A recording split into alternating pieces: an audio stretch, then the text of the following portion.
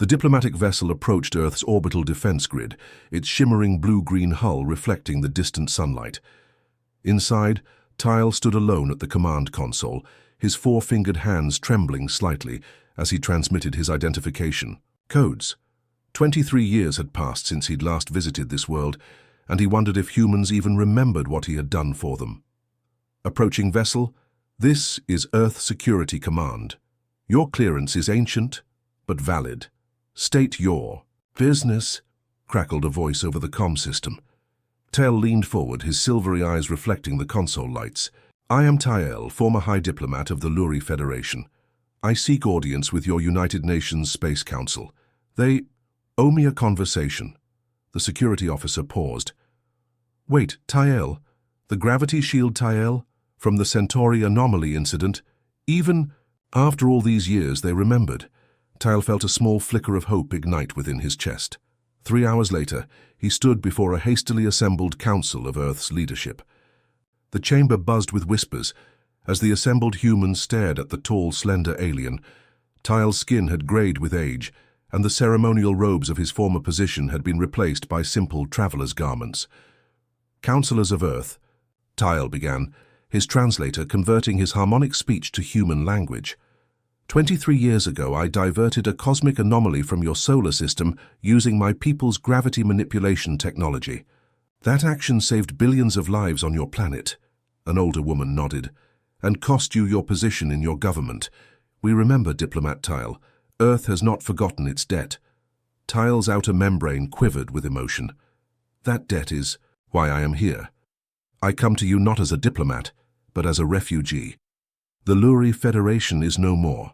My homeworld, our colonies, all have fallen to the Void Collective.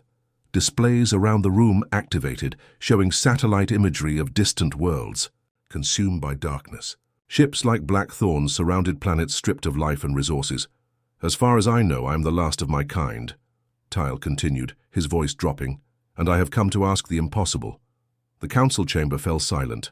A man with military insignia leaned forward. What exactly are you asking of Earth, Tyle? Tyle reached into his garments and produced a small crystalline sphere that projected a holographic display of DNA sequences. I want humanity to help me resurrect my civilization. The uproar was immediate. Claims of impossibility, questions of resources, concerns about the Void Collective, all voiced simultaneously until the council president banged her gavel for order. That's beyond our capabilities, stated one scientist.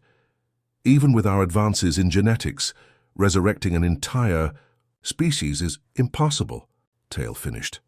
Just as impossible as deflecting a cosmic anomaly capable of sterilizing your planet. He gestured toward the window where Earth shimmered blue and green below. That world still exists because I did the impossible. The room fell silent again. 2 days later, Dr. Jun Kim was summoned from his laboratory at the Korean Advanced Sciences Institute. His automated lab assistant, a hovering orb nicknamed Dot, followed him into the government transport, chirping with excitement. This must be important, Jun told Dot as the transport lifted into the sky. They're sending us to the orbital command station. When they arrived, Jun was escorted directly to a secure conference room. Inside waited several military officers, government officials, and, to Jun's shock, a non-human being with silverish skin and large, expressive eyes. Dr. Kim, began Admiral Park, this is Tale of the former Luri Federation. You've been selected to lead humanity's response to his request. Jun's eyes widened. Everyone knew the story of the Centauri anomaly and how Earth had been saved by alien intervention. It was the event that had accelerated humanity's space program and led to their current expansion into nearby star systems. It's an honor, Jun said, bowing slightly to Tale, but I'm not sure what I can offer that others cannot. Your work on genetic reconstruction and artificial biological systems is unique, Tale replied. I've studied human scientific advancements. Your theories on species restoration could be adapted to my people's biology. Admiral Park slid a data tablet across the table. Tyle has provided us with this, a genetic repository of his species, the last complete record of the Luri people. Jun examined the data, his mind racing. This is incredibly complex. Even with our technology, rebuilding an entire species would take decades, maybe centuries. We don't have centuries, Tyle said grimly. He activated a holographic display, showing a star map. Red markers spread like infection across various star systems. The Void Collective expands rapidly. They've already detected human colonies. You have perhaps 5 years before they reach your territory. And you think restoring your people could help us? Asked a skeptical general. Tale nodded. The Luri developed technologies your people have yet to discover. Gravity manipulation was just the beginning. Our knowledge could be the difference between survival and extinction for both our peoples. June studied the genetic sequences more closely. Something caught his eye, a pattern he'd never seen before. These gene structures, they're unlike anything in our databases. My people evolved in a high-radiation environment, explained Tyle. Our biology adapted to manipulate fundamental forces that most species cannot perceive. June's scientific curiosity overtook his doubt. If we could understand this, the applications would be revolutionary. That evening, as Earth rotated beneath the station, June found Tale staring out an observation window. Why me? June asked. There are thousands of qualified scientists. Tyle turned, his silver eyes reflecting the stars. Because your research papers mention something others don't, the moral imperative to preserve biodiversity across the galaxy. You understand that each species lost is an irreplaceable perspective on existence. June nodded slowly. My grandmother used to say that when a language dies, a whole way of seeing the world disappears forever. Exactly, Tale replied. Now imagine an entire civilization. Our art, philosophy, science, all on the verge of being forgotten. Would you help me if you could? June looked at the genetic data again. Even if we could recreate your people biologically, how would we restore their culture, their knowledge? Tale's expression shifted to something June recognized as hope. There is a database, our civilization's collected knowledge. It survived on a colony world now controlled by the Void Collective. June's eyes widened. You want us to not only resurrect your species, but raid an enemy-controlled planet. I told you I was asking for the impossible, Tyle said quietly. But I've studied humans for decades. If any species can achieve the impossible, it's yours. The station passed into Earth's shadow. June made his decision.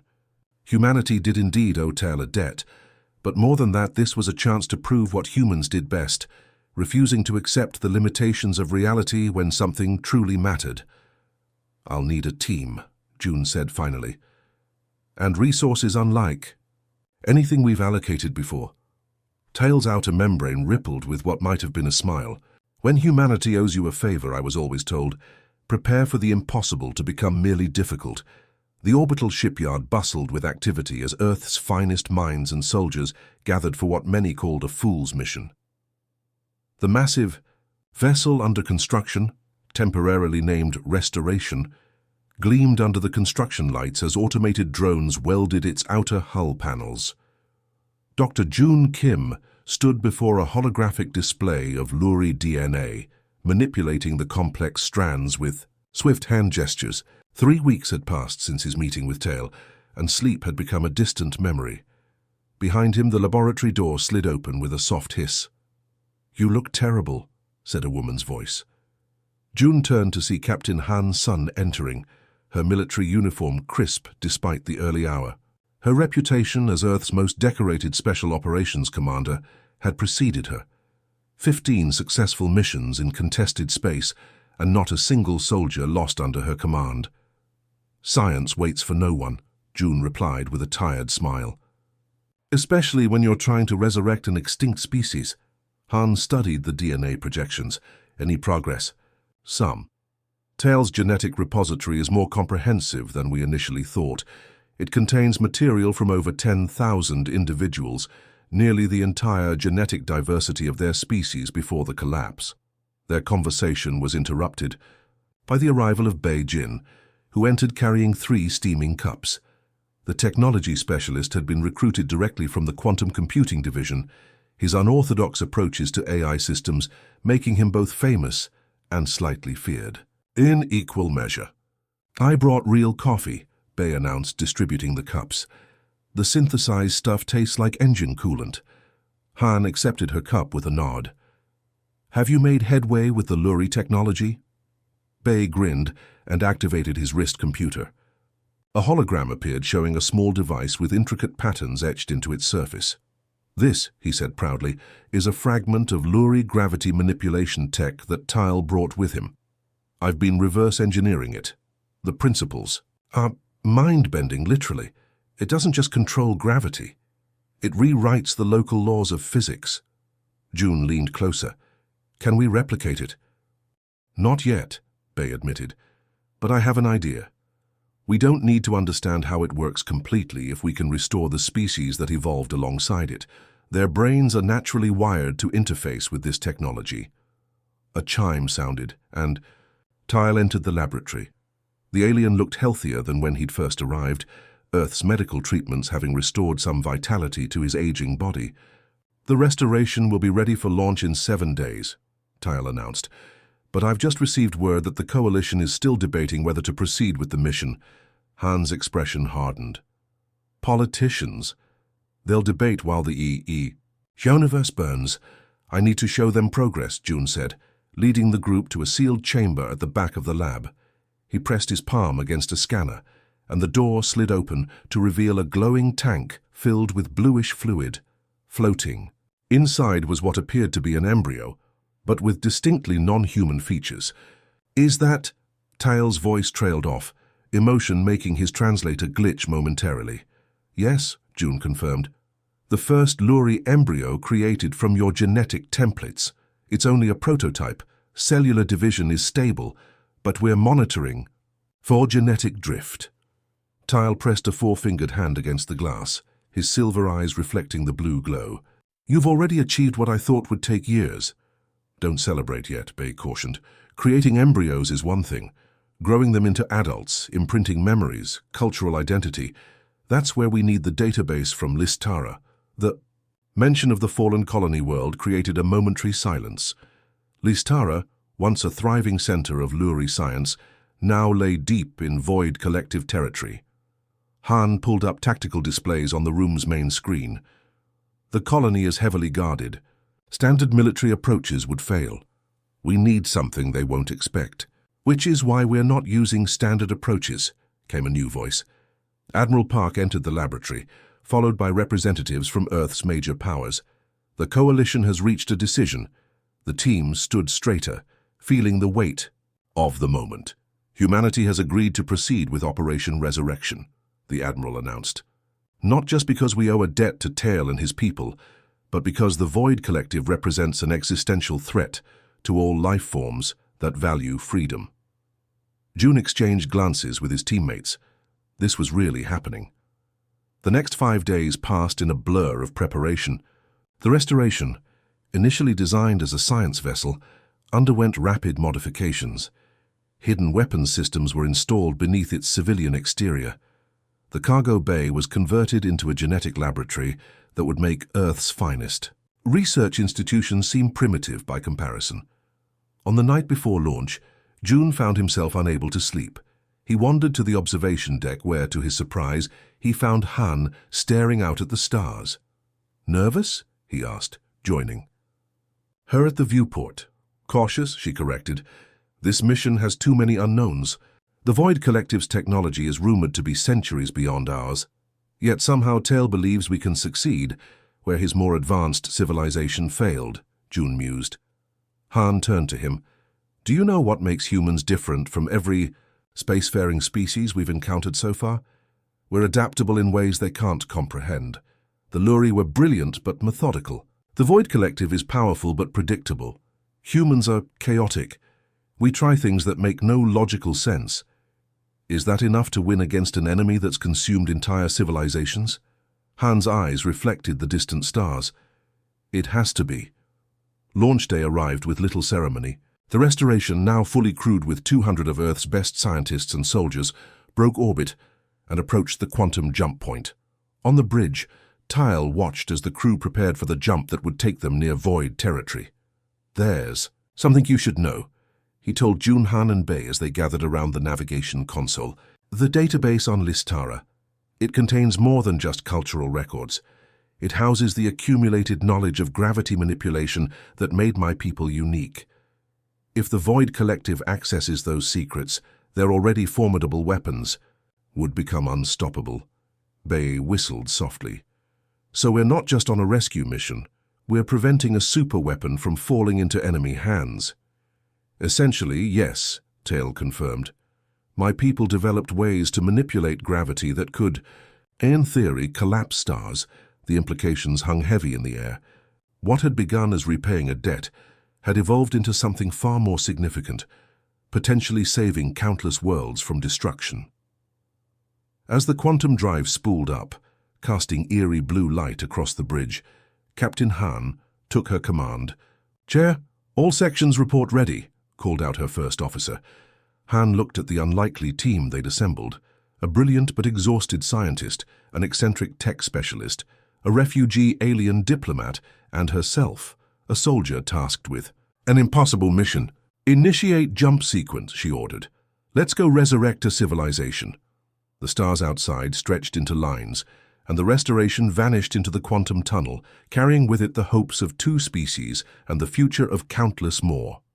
The restoration dropped out of quantum space at the edge of the Listara system, engines immediately powering down to minimal output. The massive red giant star dominated the view screen, its angry light painting the bridge in crimson hues.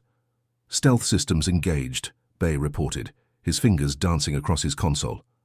"We're running dark." Captain Han nodded, studying the tactical display. 6 Void Collective warships orbited the former Luri colony world, their black hulls absorbing rather than reflecting light.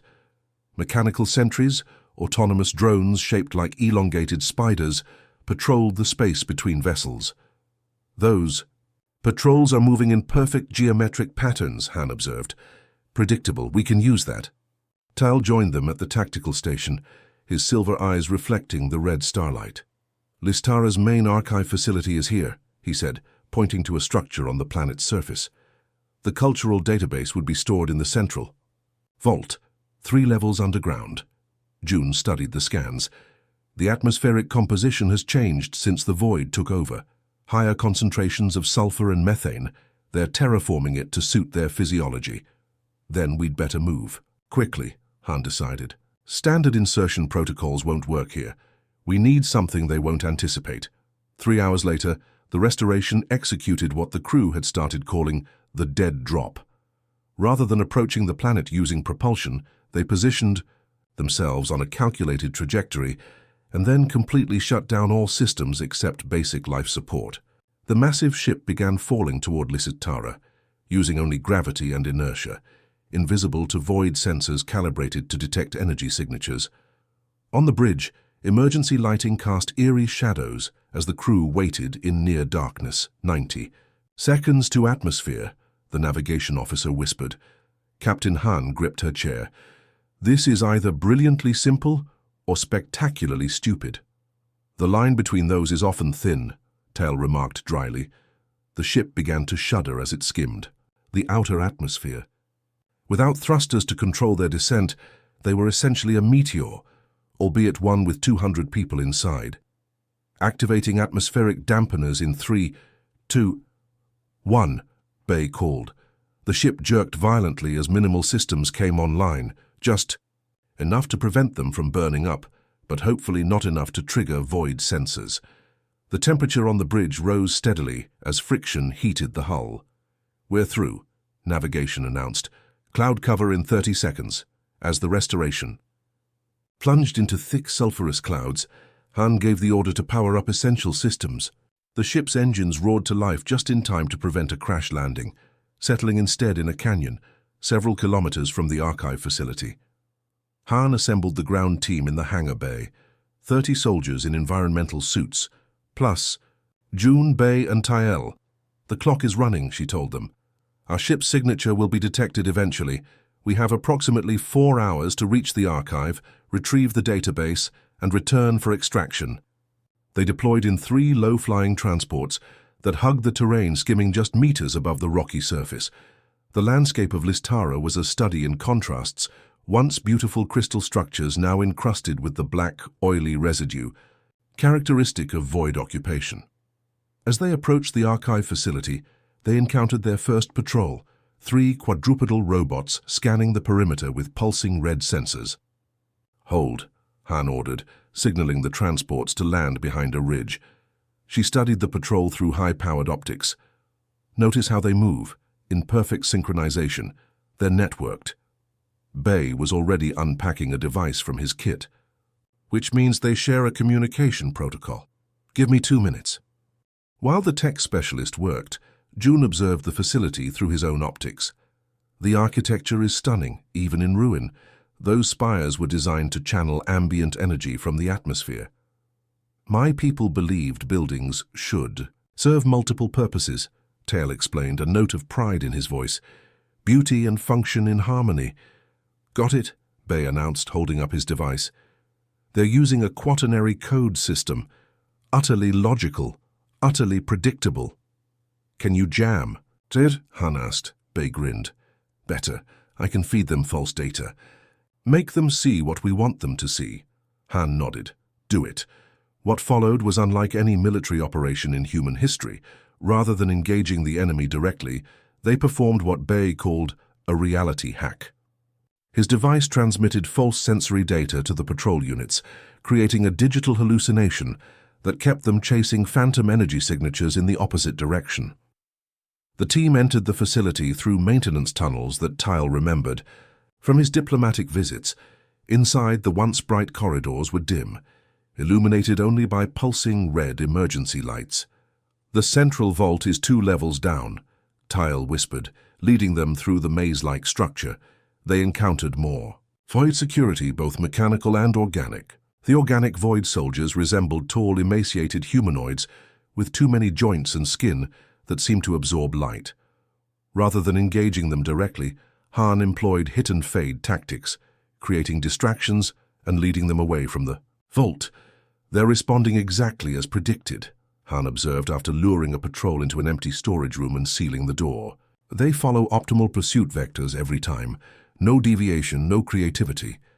Their strength is their weakness, June realized. They can't think outside their programming. They reached the central vault to find it sealed by a void encryption lock, a black cube that seemed to distort space around it. "This wasn't here before," Tail said, his voice tense. "Our technology was based on crystalline interfaces, not whatever this is." Bay studied the lock, his expression shifting from concern to fascination. "It's using spatial distortion as a security measure. Trying to brute force this would collapse the room around us." "Can you open it?" Han asked, checking her chronometer. "We're down to 2 hours before extraction." "Not conventionally," Bay admitted. Then he smiled. "But I don't do conventional." Instead of attempting to decrypt the lock, Bay connected his device to the facility's power system. "The void thinks in straight lines. I'm thinking in circles." He triggered a power surge that traveled through the facility's systems and hit the lock from behind, through the very systems it was designed to protect. The black cube shimmered and dissolved, the vault door sliding open with a hiss of equalizing pressure. Inside, crystalline data storage units lined the walls, glowing faintly with internal light.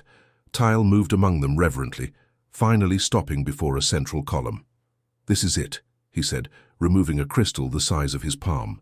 "Our entire civilization, history, culture, science, art, compressed into a single crystal matrix." As June carefully secured the crystal in a protective case, alarms began blaring throughout the facility. "They've detected the power surge," Han realized. "Extraction plan now." They fought their way back through corridors now swarming with void forces. Unlike their cautious entry, their exit was pure human chaos. Unpredictable movements, seemingly illogical choices of routes, and improvised weapons when ammunition ran low. They reached the surface to find their transport surrounded by void, warriors and machines. Worse, the sky was darkening with the silhouettes of descending void ships. "They're cutting off our escape," Han said grimly, assessing their dwindling options. "Conventional tactics won't work now." June looked at the approaching enemy forces, then at the crystal case in his hands. Everything they'd come for was secured. Everything Tail's people had been, and might be again, depended on their survival. Then we don't use conventional tactics, he said quietly. We do what humans do best when cornered. Han understood immediately. She gave a series of hand signals to her soldiers, who began setting up what appeared to be a surrender position, weapons down, hands visible. As the Void forces approached, confident in their victory, Han whispered into her comm, "Now." What followed was organized chaos. The surrendering soldiers activated devices that generated electromagnetic pulses, disabling the nearest Void machines. Others threw modified grenades that released compounds specifically designed to disorient the organic Void soldiers' unusual sensory organs. In the confusion, Han led a charge that no logical species would have attempted, directly toward the largest concentration of enemies, the one direction the Void would never expect them to choose. The gambit worked. They broke through the line, reached their transports, and lifted off amid a storm of enemy fire. "Restoration, we have the package," Han transmitted as their damaged transports raced back toward the canyon. "Prepare for immediate departure, and be advised, we're bringing friends to the party." The damaged transports limped back to the Restoration, trailing smoke and venting atmosphere from hull breaches. Inside the ship's hangar bay, medical teams rushed to treat the wounded as Captain Han delivered the grim news to her bridge crew. Void battleships have surrounded the planet. Every orbital exit is blocked, and they're deploying ground forces. To our location. She pointed to tactical displays showing black ships forming a perfect blockade pattern. Standard escape procedures are impossible. Tail stood silently by the view screen, watching as more enemy vessels appeared. "I've brought destruction to those who saved my world," he said quietly. "Perhaps this was always futile." "We're not dead yet," June interrupted, entering the bridge with Bay beside him. Both looked exhausted but determined. "The database crystal is intact. We've already begun integrating it with our systems." Han studied the tactical display again. "We need options. How long before they pinpoint our location?" 3 hours, maximum, her tactical officer responded. "Their ground forces will reach us before then." Bay suddenly straightened, his eyes widening with a realization. "What if we don't need to break through their blockade? What if we could go around it?" "The quantum drive is damaged," Han reminded him. "We can't jump." "Not with our technology," Bay agreed, turning to Tell. "But the database, it contains your people's gravity manipulation research, right? The technology that saved Earth." Tell nodded slowly. "Yes, but implementing such technology would take months, perhaps years of study." "We don't have years," June said, "but we might have something else." He activated his tablet, showing footage from the genetic lab. "The Luri embryos we created, they're developing at an accelerated rate due to the growth stimulants we added, and they're showing neural patterns consistent with gravity sensitivity." "You mean they could interface with Luri technology naturally?" Han asked. "Theoretically," June confirmed. "Their brains are developing the same neural pathways that allowed your species to perceive and manipulate gravitational fields." Tyle's expression shifted to one of hope, tinged with concern. "But they're infants. Even with accelerated growth, they wouldn't have the training to control such power." "They don't need to control it fully," Bay interjected. "They just need to help us understand how it works. Be our translators to a technology we can't naturally perceive." Han made her decision. "How quickly can you set this up?" 2 hours to integrate the database knowledge, modify our systems, and prepare the interface, Bay estimated. "Do it," Han ordered. "Everyone else prepare for ground defense. We need to buy them time." The next hour was a symphony of organized chaos. While engineering teams worked frantically to implement Bay's plan, soldiers fortified the ship's perimeter. June and his science team carefully moved the most developed Luri embryos, now resembling small children due to the accelerated growth, to a specially constructed chamber near the engine room. The first Void ground assault came exactly as predicted, methodical, logical, and overwhelming in force. Han's defenders met them with deliberately erratic tactics, falling back in patterns that made no strategic sense to the logic-driven enemy, leading them into prepared traps and ambushes. In the engine room, June monitored the vital signs of the rapidly developing Luri children. 3 of them now floated in special containment fields, their silver eyes open and aware, small four-fingered hands occasionally reaching out as if touching invisible currents in the air. "They're perceiving the gravitational fields already," Tyle whispered in awe. "At this age I could barely walk." Bay worked furiously at a console that interfaced between the children's neural patterns and the ship's modified engines. "It's like they're seeing in a spectrum we're completely blind to," he muttered. "They're actually reaching out and touching the fabric of space-time." A violent explosion rocked the ship. Han's voice came over the comm. "We've lost the outer perimeter." 20 minutes before they breached the hull. June looked at the frightened Luri children, then at Tyle. "Talk to them," he urged. "They need guidance from one of their own." Tyle approached the containment fields hesitantly. He began speaking in the harmonic language of his people, a sound like singing mixed with wind chimes. The children's eyes widened and they reached toward him. "What are you telling them?" Bay asked, not looking up from his frantic work. "Our history, their heritage, how humans risked everything to bring them into existence." Tail's voice broke slightly. "How they're the future of a civilization that was nearly lost." Another explosion, closer this time. The lights flickered. 10 minutes, came Han's strained voice. Bay slammed his fist on the console in triumph. "Got it. The interface is active. The children are actually translating the gravitational fields into data our systems can understand." On his screen, a new kind of map appeared, not of physical space, but of gravitational potentials and wells, invisible currents and eddies in space-time itself. "Can we use this?" June asked urgently. "Yes," Bay replied, his fingers flying across the controls. "We can't generate a full quantum jump, but with their perception guiding us, we might be able to create a localized distortion, a gravity corridor that would let us slip past the blockade." Tyle studied the display. "Such a corridor would need to be precisely calibrated. Too small and we couldn't pass through, too large, and it would attract immediate attention." "That's where human innovation comes in," Bay said with a grim smile. "We're not just creating an escape route, we're setting a trap." As void forces breached the outer hull, the plan came together.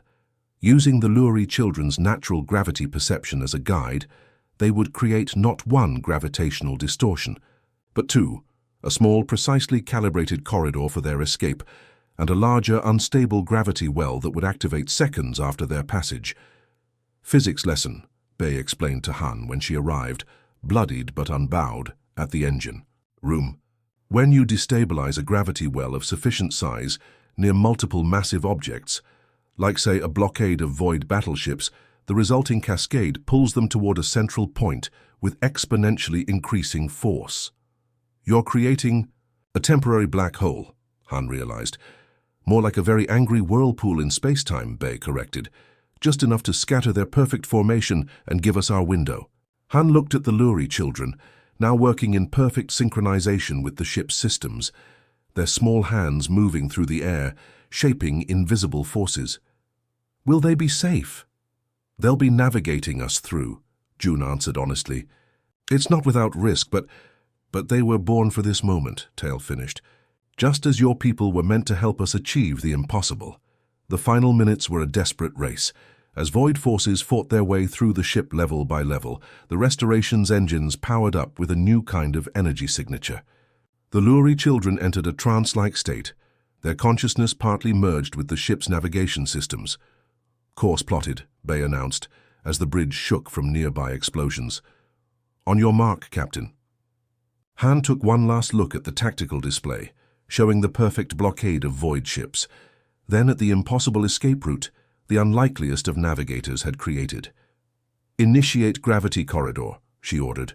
"All hands brace for emergency." Acceleration. The Restoration lurched forward, its hull groaning as unfamiliar forces took hold. Through the view screen, space itself seemed to bend and fold, creating a narrow tunnel of distorted starlight. "Corridor stable," Bay reported. 15 seconds to pass through." The ship accelerated into the invisible passage, threading between gravitational forces that would tear apart anything deviating from the precise course the Luri children were maintaining. Behind them, the secondary gravity well began to form, a swirling distortion that rapidly expanded as the laws of physics temporarily rewrote themselves.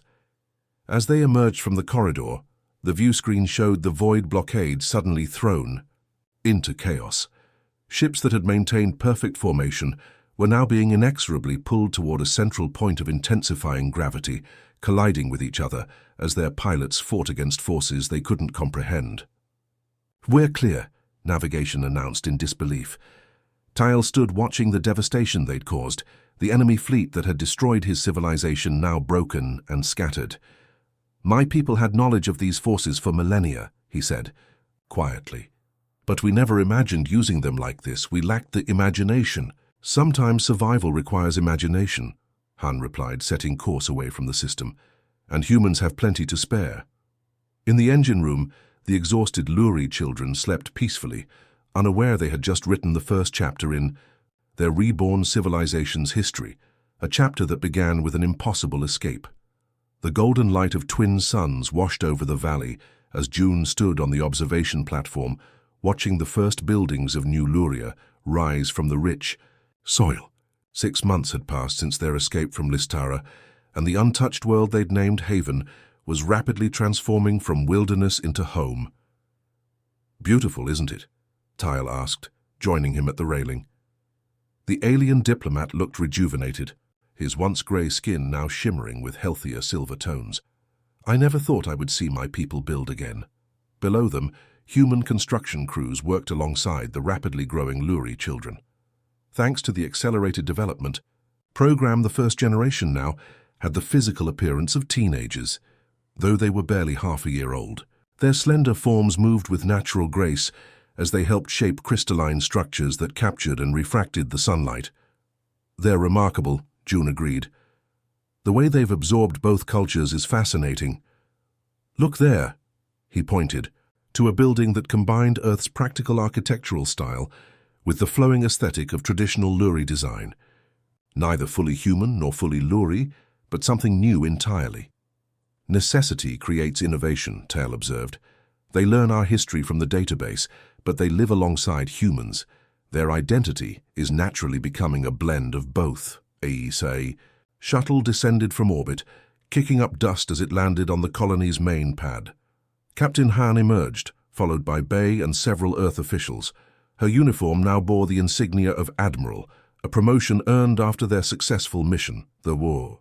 "Defense grid is operational," Han announced as she joined them. "Orbital platforms are in place, and the early warning system extends to the edge of the system." June nodded, but concern lined his face. "Do you think it will be enough? The Void Collective isn't known for forgetting enemies, or for forgiveness," Tale added grimly. Bay tapped his datapad, projecting a holographic map of surrounding star systems. "Our intelligence suggests they're still rebuilding after the gravity well incident, but they're methodical. They'll come eventually." A soft chime interrupted their conversation. One of the young Luri approached, carrying a crystalline device that pulsed with inner light. Despite her youth, Nari had become a leader among the first generation, her aptitude for gravity manipulation exceeding even Tael's expectations. The key. "A resonance array detected something at the system's edge," she reported, her voice musical like all Luri, but with inflections that betrayed her human upbringing. "Not void signatures, different. Multiple ships approaching slowly." Han immediately activated her tactical display. "Show me." The image revealed 5 vessels of unfamiliar design approaching Haven. They moved in a loose formation that seemed deliberately non-threatening. "They're broadcasting on multiple frequencies," Bay noted, adjusting his instruments. "It's a first contact protocol." "New species?" June asked. Tale studied the ship designs, his eyes widening. "Not new, ancient. Those are Centauri vessels, a species I thought had been destroyed by the Void years ago. They were renowned diplomats before the collective began its expansion. Within hours, representatives from the Centauri fleet had landed at the colony. Their appearance was striking. Tall, feathered beings with forearms and elongated cranial structures, they regarded the human Luri settlement with obvious surprise. "We detected the gravity distortion from the Listara system," explained their leader, who called herself High Speaker Jun. "We thought perhaps some of our Luri allies had survived the purge. Instead, we find this remarkable cooperation." In the colony's meeting hall, The Centauri delegation listened intently as Tael and the humans recounted their story.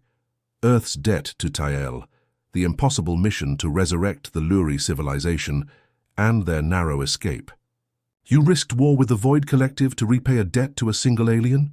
June asked, her feathered crest rising in astonishment. "We honor our promises," Han replied simply. The High Speaker conferred with her delegation in their native language, before turning back to the group. "The Centauri are not alone. Several species have survived the Void's expansion by hiding, scattering, or constant retreat. We've been too afraid to stand against them, until now." "What changed?" Bay asked. Jun gestured toward the window where human and Luri children were playing together in the colony's central plaza. "This changed. If humans would risk everything to save a civilization not their own, perhaps together, we could face what none of us could alone." Over the following weeks, more ships arrived at Haven, representatives from 7 different species, all survivors of Void aggression. What had begun as a hidden colony became the focal point of an unprecedented alliance. In the newly constructed Alliance Chamber, June watched as representatives from Earth stood alongside Luri, Centauri, and other species, plotting strategy against their common enemy. "They respect us," Tael noted, observing the deference shown to the human delegates despite Earth being the least technologically advanced world represented. "Not for our technology, but for our resolve. Humans are stubborn," June agreed with a smile. "We don't like being told something's impossible." Their conversation was interrupted by a sudden alarm. Nari rushed into the chamber, her silver eyes wide. "Multiple Void signatures detected. Massive fleet, at least 30 battleships. They've found us." The Alliance leaders gathered around the tactical display as the Void fleet dropped out of faster-than-light travel at the system's edge. Their black ships moved with ominous precision toward Haven.